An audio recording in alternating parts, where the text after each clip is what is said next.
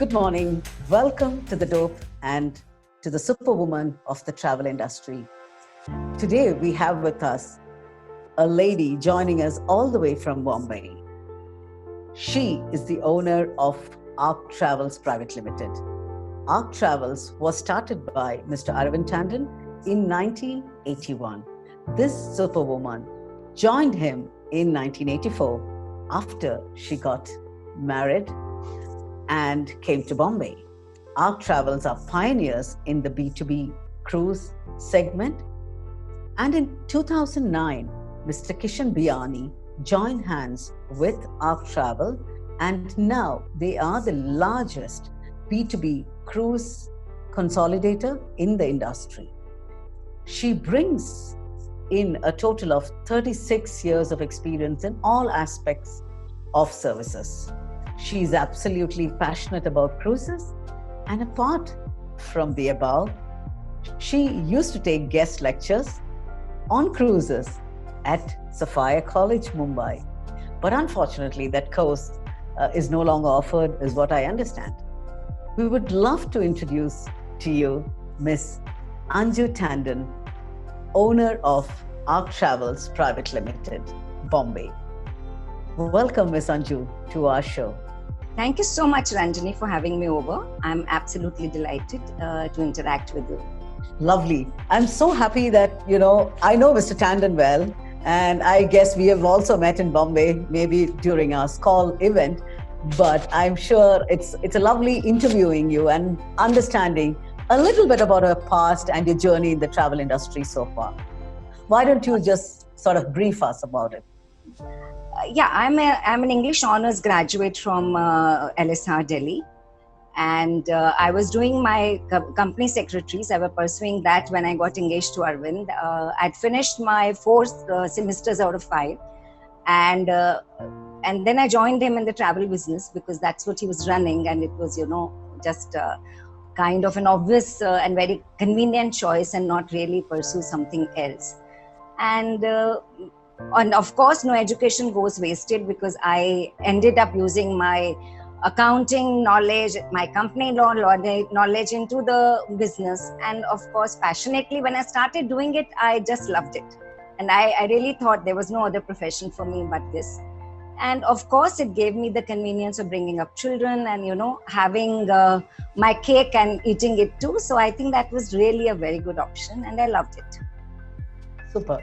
And how do you think in this industry, the gender dynamics has evolved in the travel industry? I think tourism and hospitality always had a lot of women, whether it's hotels or airlines or even tourism boards. And I think we have a lot of couples who are working together in the industry as well. Okay. And Bombay in particular, I thought was absolutely women friendly. I saw such a lot of difference between Delhi and Bombay. Even though Delhi, I never worked in Delhi. And it was only my work exposure was only when I came to Bombay and I started working with Arvind. But I think we were fairly comfortable here. Your take on the travel and tourism sector's women empowerment, basically your organization's view on the same. Do you empower a lot of ladies in your organization? Absolutely. I think we probably are a team which is women-centric. We are probably, I think, more women in the office than men. Okay. And and I've always encouraged that. And I think we are basically, we can multitask. We are very meticulous. So operationally, I think we are very, very sound. So a lot of people probably have not really seen me outside in the outside forum, because I have been managing the fort back home. Even after Kishan joined us, even then, and before that with Arvind also, of course, taking on multi-roles of, looking after the children, their schooling and, everything. But I think we are absolutely a force to reckon with, undoubtedly. Okay. That's interesting to know. I know that is the state of most organizations which are tourism centric, but I just thought, let me just check with you. And cruises is something I think we have always seen a lot of male players in the industry is what I felt. So I thought this would be a great opportunity to check with you on this aspect of it. I think operationally we are very strong, Ranjani. Women team is stronger in operations. sales or whatever, you may see men on the field. But I think operationally the office is run very smoothly with very, very efficient women. Absolutely. And how do you think the cruise industry is adapting to the changes in travel industry during the COVID-19? Interestingly, Dream Cruises, I think almost 4 months ago had a full revamped presentation on what all measures are being taken. So obviously they will be doing almost everything that the airline is doing. There will be web check-in, your interaction at the counters and will be very, very minimal.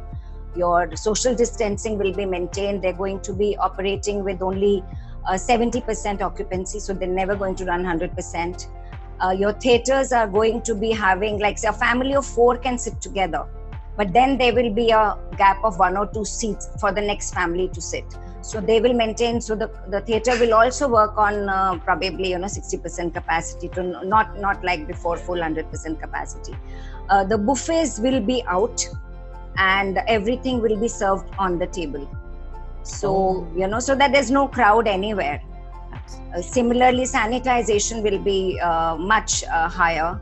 Cabin changes will be twice a day, so that they can come and sanitize the whole place twice a day. And public areas will be regularly sanitized.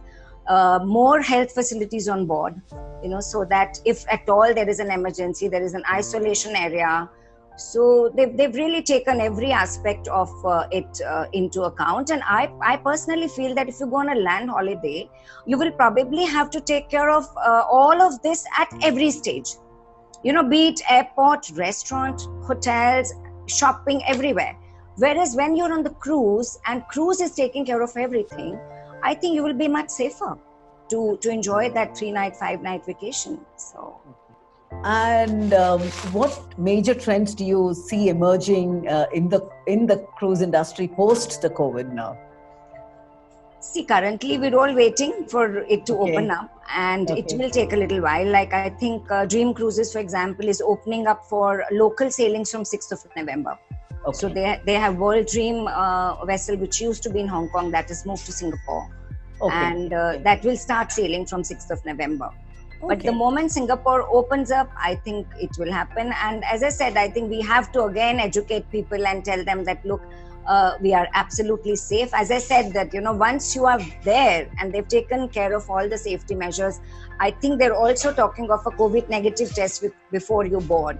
So once you have a lot of people who are not, a full lot which is totally safe, then I think the sailing should be safer. So, but I think we'll have to wait and watch till 21 now to really see the numbers on cruises. Yeah. Absolutely. And how can sustainability be better implemented in the cruise industry? Is enough being done to refrain from polluting the ocean? I think that's a big concern most people have. And I think I have been, checking on this aspect of it. A lot of cruises do take aspect of that. But the companies which you represent, I'm sure you can speak from that point of view. No, I think all of them do that, because I think that is a protocol that they are supposed to follow. And I think they're very responsible cruise liners. They all follow that, because they don't just dump the waste anywhere in the sea. They have to come to the dry docks every few months and dump their waste. So they are not just, waste, putting it anywhere in the sea. That is not allowed, and that is not done by any one of them. So they all follow that, so that they can save the marine life, and they can be absolutely eco-friendly. So I think that's taken care of. Okay. And what kind of advice would you give women who are aspiring to Carvenish for themselves in the travel industry? As I said, I think we are absolutely superwomen. There's no doubt about that. So we can do multitasking. We can do everything better than anyone else can do it. I'm 100% sure about that. And I think they have to remember that, with all the support at home, we still have to really take on all the roles, and do them perfectly well. So it will always be a road that we have to really, walk with a lot of caution, but we have to really work very hard. There is no doubt about that. I think I can really say it with the pride that, the kind of help and support that I've had throughout my career, not only from Arvind, from the whole extended family. I think I am what I am today because of everybody around me. Arvind's family is extremely supportive in every which way. So, you do everybody supports in everything. So still there is a lot of hard work because you want to perfect every role that you play. So that's where the challenge is. But of course, it's very exciting because, as I tell people, that travel is one profession which is never monotonous, because you can never say, I know everything about everything. Because you look up the, map and you have one little dot somewhere which you've not explored. And then you start off again. Okay, how do I reach there? What do I do there? What can I give? Fine. Today, like a lot of people say, I am selling, travel, which is experience travel. But I would say that I think I always sold travel as experience because it is each one's individual vacation. It is not a mass production that I give you a package and, you go. It's like what you like is what you like. So I, as a travel professional, have to give you what you would enjoy. So, and then, doing your research and really bringing something unique to the table, understanding the psyche of your customer and understanding his needs, very, very important. And that's the joy of it. When you've given it and the person knows that you've given him absolutely what he or she wanted and comes back joyfully, I think that is what is the fun of it. Sure, for sure. I know that as well, because past 20 years I've been, when people ask me that experiential, I think we've been doing experiential travel since the last 20 years. Absolutely. I mean, when you know each and every customer, and you know their preferences so well, and when you tailor make a itinerary for them, that's the joy which you get. And then you know that you know the customer so well. I mean, and they are comfortable, and that's the bond which gives you that gratification of being a travel partner. Now, coming to the current situation, I know that lockdown has created a lot of blues, but then it has also created a lot of joys for a lot of people. How has it affected you, and what have you discovered something? Have you discovered something new in yourself? Yes, certainly. And like everybody used to tell me, what you will never retire, what will you do? And I used to keep saying, no, of course, I have so much to do, how can I not take a break someday, And it's been absolutely joyful. I did a Sanskrit course for 15 days because I do Bhagavad Gita recitation, and I do learn about Bhagavad Gita, so that helped me understand Sanskrit better. Then I started growing my organic kitchen produce, so microgreens I'm growing. So a lot of spiritual practices that I wanted to do and I didn't do. So I think it's been beautiful. And in terms of office also, we've really tried to keep our team motivated. We have, you'll be surprised that when we gave them a contest where most of them were like salespeople or operational guys, but we made them make groups and then, do a contest on emailing campaigns, Instagram, and WhatsApp campaigns. They were so creative. It was absolutely a surprise for all of us. So we've kept them motivated, kept them going. And I think one has to make them, best of what nature has given us. And, of course, it's impacted tourism. Yes. But it's been nice on personal front, used up every minute of the day. Yeah, this is the I feel that this is the the longest forced break which any of us travel partners have got in a very, very, very long time. I don't think in 20 years I've taken even a 3-day or maybe a maximum of 1 week holidays max I would have taken. And I think this has been the longest. True. And never ending. True. And Yes. It's never ending. Yeah. What are the views on the future? Will travel be the same after we fight the pandemic? We are very optimistic. We know that it's not going to be the same immediately in 21. 21 probably will see break-even. MICE movement may take a little while to pick up, maybe towards the end of the 21, the last quarter. But FIT should pick up if all things go well and, flights and all start. I think FIT from next season should do well. And MICE will take a little while, but extremely optimistic that by 22 we should all hit the earlier numbers. And so by God's grace, I think that's what should happen. But of course, let's not forget that we will see a lot of changes, so we will have to be very, very cautious when we are dealing with suppliers, and as a consolidator, very cautious as to who we deal with in the market, because we don't know who's going to survive to what extent. So I think one will have to be cautious, but it will happen. Yes. And what are the views or the perspective on the way forward, like sustain your growth plans and cultural innovations? I mean, this could be your summing up, comment for me. Any parting comment on the way forward? Basically, in terms of sustainability and your growth plans and your cultural innovations, which you as an organization or yourself. Yeah, Arc Travels, as I said, we're very optimistic. So what we've done is, and I think that's another step which kind of has conveyed a lot of positivity to the trade. We we bought over Outbound Connections, which is a representation company, which was being headed by Anju. Okay. So we took that over during these months of pandemic. So that's a step we took. So because we will then consolidate and really focus on our B2B strength. And the other thing which we have also progressed on is we had started doing online booking portal we had developed for our partners, which already was started 2 years ago. But now a lot of work has happened during these last 6 months. We have added a lot more cruise liners, integrated APIs in the background, and a lot of other products. Everything will get integrated onto DeckPro, and we are trying to encourage our agents to come online, rather than just keep calling us or sending us emails. So we're encouraging them to book on the portal.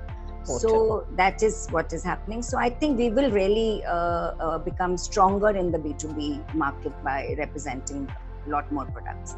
We already represent Club Med. We are their largest producer. We also are tied up with Europa Mundo Coach Tours. Yes. So I think the products will grow. So you will see more and more B2B products sold by Arc Travels. Wow. It's really nice, very interesting to know that, you've done so much in this months, which, you've made it productive. That's important. And Arc Travels has evolved very well, and you've taken, and imbibed a lot of positivity in the whole aspect of it. And thank you so much, Anju, for spending time with us. And, it was wonderful chatting with you. And I think I pretty much have, exhausted all my questions on the cruise industry and Arc Travels. And thank you so much for spending so much time with us, and wish you very best at Arc Travels. And hope to see you sometime in Bombay or in Bangalore when we meet up, and physically over a cup of tea or a coffee. Thank you so much, Ranjani. It was absolutely a delight, and hopefully we will meet soon. Yeah, and sure. Things will become normal for all of us in the trade. Sure. Thank you so much. Thank you so and much. For all of you all who are tuned into the show, please show all the love. Do like, share, and subscribe as always. And stay tuned for more coming up with Superwoman of the Travel Industry by The Dope. This is Ranjani signing off.